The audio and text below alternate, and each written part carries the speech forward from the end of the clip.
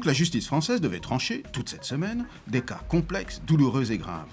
Des cas particuliers, mais de portée générale. Gestation pour autrui, laïcité, euthanasie, fin de vie.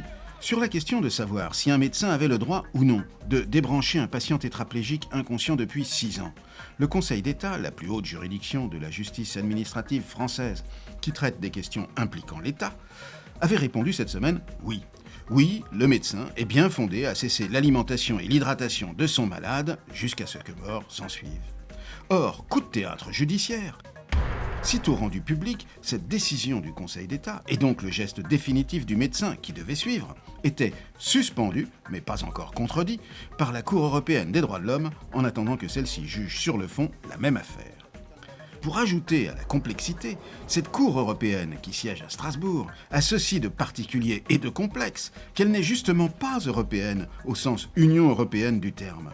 En sont membres par exemple la Russie ou la Turquie ou l'Ukraine ou l'Albanie.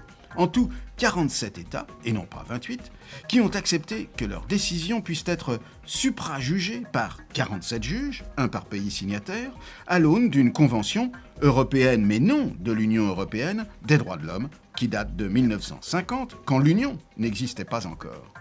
Entre autres, l'article 6 de cette convention dispose que toute personne doit pouvoir accéder à la justice dans un délai raisonnable. On aurait pu y ajouter et dans le cadre d'une justice nationale à la complexité également raisonnable.